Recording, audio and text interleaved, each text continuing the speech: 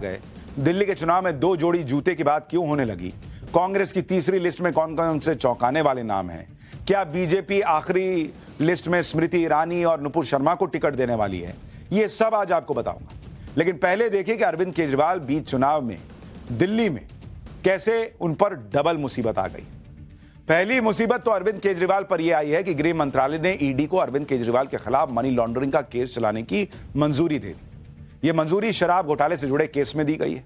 पिछले साल नवंबर में सुप्रीम कोर्ट ने एक आदेश दिया था और कहा था कि पब्लिक सर्वेंट के खिलाफ मुकदमा चलाने के लिए अथॉरिटी से परमिशन लेनी होगी, इसलिए जरूरी परमिशन ली गई। दूसरी मुसीबत यह है कि अरविंद केजरीवाल की जान को खतरा होने की आशंका है। खालिस्तानी उन्हें टारगेट कर सकते हैं, ये जो इंटेलिजेंस एजेंसीज है उनके पास खबर है। यानी अरविंद केजरीवाल के ऊपर हमला भी हो सकता है क्या, यह सवाल खड़ा हो रहा है।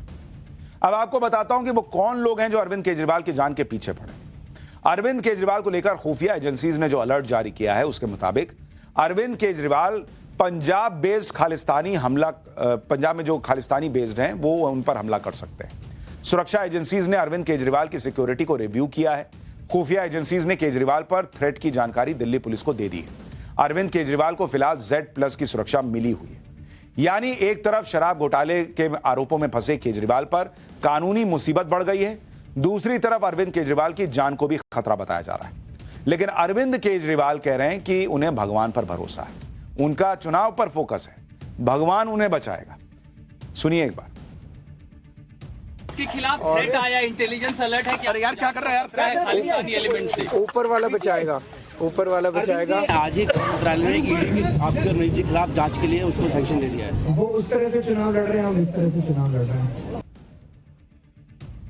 अरविंद केजरीवाल का टाइम अभी बहुत टाइट है, इसलिए वो सारी मुसीबतों को साइड में करते चले जा रहे हैं। उनका फोकस सिर्फ दिल्ली चुनाव पर है। दिल्ली चुनाव के लिए आज उन्होंने नामांकन भी भर दिया। केजरीवाल के साथ साथ आज सभी पार्टियों के ज्यादातर उम्मीदवारों ने नामांकन दाखिल किया। जैसे अगर आप लिस्ट देखिएगा, नई दिल्ली सीट से अरविंद केजरीवाल ने नॉमिनेशन भर दिया। उनके खिलाफ बीजेपी से प्रवेश वर्मा ने नामांकन भरा है। जंगपुरा सीट से मनीष सिसोदिया ने पर्चा भरा। कालकाजी सीट से बीजेपी के रमेश बिदूड़ी ने नॉमिनेशन फाइल किया। ग्रेटर कैलाश से सौरभ भारद्वाज नॉमिनेशन कराए। दिल्ली की बाबरपुर सीट से गोपाल राय, रोहिणी सीट से बीजेपी के विजेंद्र गुप्ता ने नामांकन भर दिया। दिल्ली कांग्रेस के अध्यक्ष देवेंद्र यादव ने बादली सीट से नामांकन दाखिल किया। तो मतलब जितने बड़े बड़े नाम हैं सबने आज नॉमिनेशन फाइल किया। आज दिल्ली चुनाव की सबसे हॉट सीट नई दिल्ली पर सबसे ज्यादा चर्चित 2 उम्मीदवारों ने नामांकन दाखिल किया। एक तरफ अरविंद केजरीवाल नई दिल्ली की सड़क पर शक्ति प्रदर्शन करते हुए नामांकन करते दिखे, दूसरी तरफ प्रवेश वर्मा ने भी सियासी ताकत दिखाते हुए नामांकन दाखिल किया। दिल्ली में नामांकन की आखिरी तारीख 17 जनवरी है। 5 फरवरी को वोटिंग है। दिल्ली के पूर्व सीएम और आम आदमी पार्टी के संयोजक अरविंद केजरीवाल ने नॉमिनेशन से पहले महिला समर्थकों के साथ वाल्मीकि मंदिर में पूजा अर्चना दी। इसके बाद अरविंद केजरीवाल हनुमान मंदिर गए। हनुमान मंदिर में अरविंद केजरीवाल ने अपनी पत्नी सुनीता केजरीवाल के साथ पूजा की। मंदिर में दर्शन के बाद अरविंद केजरीवाल महिला समर्थकों के साथ करीब 2 किलोमीटर की पदयात्रा करते हुए नॉमिनेशन के लिए कलेक्ट्रेट पहुंचे और चुनाव में महिला वोटर्स का आशीर्वाद मिलने की उम्मीद जताई। एक बार अरविंद केजरीवाल को सुनिए, फिर बताऊंगा नई दिल्ली सीट पर अरविंद केजरीवाल को चुनौती दे रहे बीजेपी के कैंडिडेट प्रवेश वर्मा ने नॉमिनेशन से पहले हाथों में त्रिशूल क्यों उठा लिया। बस मैं दिल्ली के लोगों को कहना चाहूंगा कि काम के लिए वोट दीजिएगा। एक तरफ काम करने वाली पार्टी है और एक तरफ गाली गलौज देने वाली पार्टी है। गालियां देने से कोई फायदा नहीं होता है, गालियां देने से कोई तरक्की नहीं होती, विकास नहीं होता। हम इस बात पे चुनाव लड़ रहे हैं कि हमने पिछले 10 साल में क्या काम किया, आगे 5 साल में क्या काम करेंगे। नई दिल्ली सीट से अरविंद केजरीवाल के खिलाफ चुनाव लड़ रहे बीजेपी के कैंडिडेट प्रवेश वर्मा ने भी आज नॉमिनेशन फाइल किया। नॉमिनेशन से पहले प्रवेश वर्मा ने भी वाल्मीकि मंदिर में पूजा की। प्रवेश वर्मा समर्थकों के साथ रोड शो निकालते हुए नॉमिनेशन के लिए निकले। जब प्रवेश वर्मा का रोड शो मंदिर के बाहर पहुंचा तो प्रवेश वर्मा गाड़ी की छत पर खड़े होकर समर्थकों का अभिवादन भी करने लगे। इस दौरान किसी समर्थक ने प्रवेश वर्मा के हाथों में त्रिशूल पकड़ा दिया। हाथों में त्रिशूल लहराते हुए प्रवेश वर्मा ने विक्ट्री साइन दिखाया। देखिए ये तस्वीर।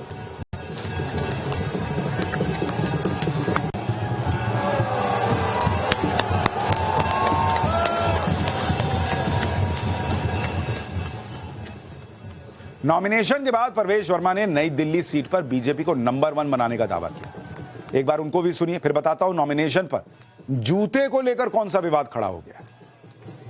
दिल्ली के तो कोई काम किए नहीं, तो अभी वो ऊपर वाले की शरण में चले गए। दिल्ली के काम किए होते तो दिल्ली वाले से वो कहते कि आप लोग मुझे वोट दीजिए।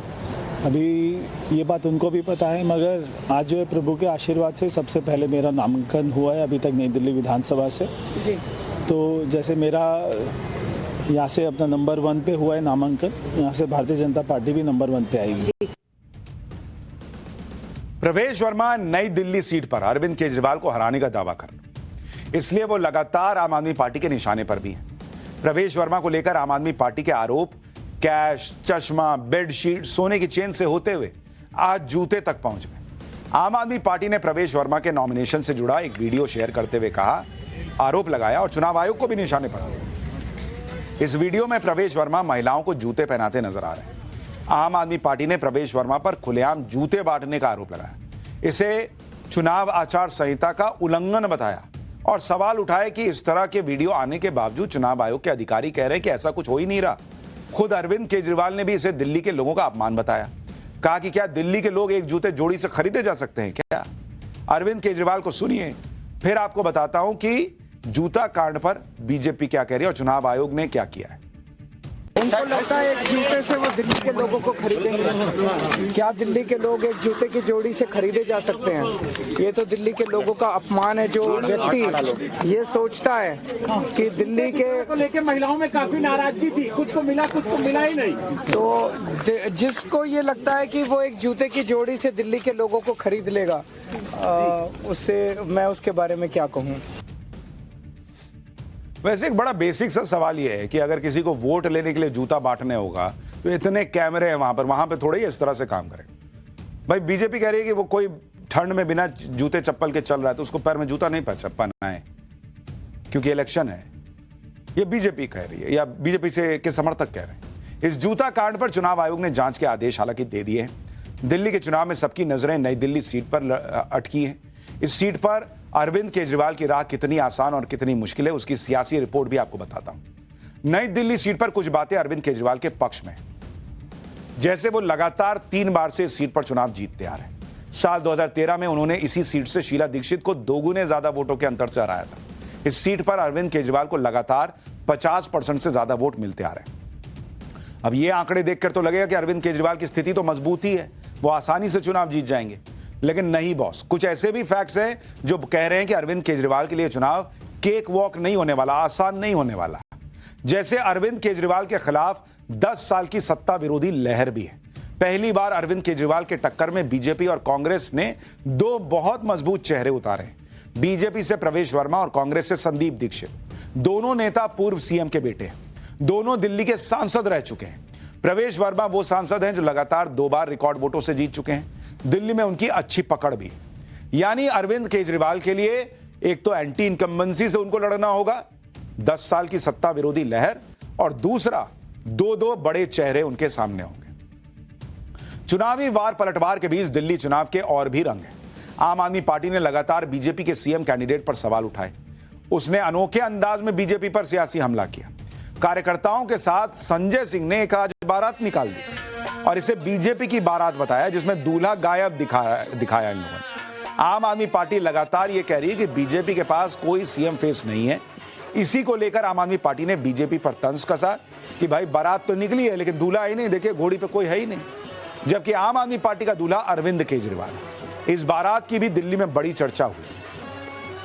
दिल्ली चुनाव को लेकर बीजेपी और आम आदमी पार्टी के बीच किस तरह मोर्चेबंदी चल रही है, इसका अंदाजा इसी बात से लगाया जा सकता है कि दोनों की तरफ से एक दूसरे पर आरोपों की बौछार चल रही है। धड़ाधड़ केस भी दर्ज हो रहे हैं। बीजेपी की अलग अलग शिकायतों पर आम आदमी पार्टी के खिलाफ अब तक 5 एफआईआर हो चुकी है। ये सभी मामले दिल्ली के नॉर्थ एवेन्यू थाने में दर्ज हुए हैं। पहली एफआईआर आम आदमी पार्टी पर प्रधानमंत्री मोदी और गृह मंत्री अमित शाह की फोटो और वीडियो से छेड़छाड़ के मामले में हुई है। दूसरी एफआईआर जो हुई है वो दिल्ली के पूर्व सीएम अरविंद केजरीवाल और पंजाब के सीएम भगवंत मान के खिलाफ दर्ज हुई है। यह मामला यूपी और बिहार के लोगों को लेकर गलत बयानबाजी का है। तीसरी एफआईआर आम आदमी पार्टी के खिलाफ दर्ज हुई है, जिसमें आरोप है कि आम आदमी पार्टी के ट्विटर हैंडल पर गृह मंत्री अमित शाह की आवाज और वीडियो को तोड़ मरोड़ कर पोस्ट किया गया। चौथी एफआईआर आम आदमी पार्टी और उसके संयोजक अरविंद केजरीवाल के खिलाफ दर्ज हुई है। आरोप है कि पार्टी और केजरीवाल ने पीएम मोदी को लेकर गलत जानकारी के साथ सोशल मीडिया प्लेटफॉर्म पर पोस्ट अपलोड की।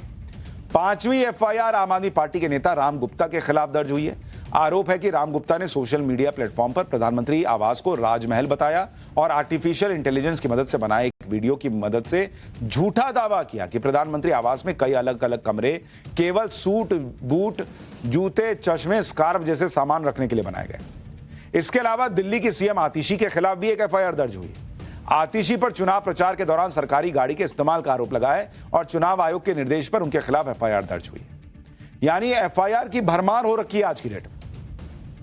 इतना ही नहीं, दिल्ली में बीजेपी इस बार आम आदमी पार्टी को हराने के लिए कोई कसर छोड़ने के मूड में नहीं है। हरियाणा और महाराष्ट्र की जीत के बाद बीजेपी दिल्ली में चुनावी जीत की हैट्रिक लगाने की तैयारी कर रही है।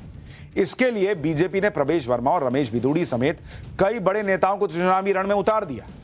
अगर आम आदमी पार्टी, बीजेपी और कांग्रेस के कैंडिडेट्स की बात करें तो आपको बताता हूं कि बीजेपी क्या अभी भी एक तुरुप का इक्का दबाए बैठी है क्या? यह सवाल क्यों उठ रहा है भाई? दिल्ली में अगर आप देखेंगे टोटल सीट कितनी है, 70 सीटों वाली विधानसभा है।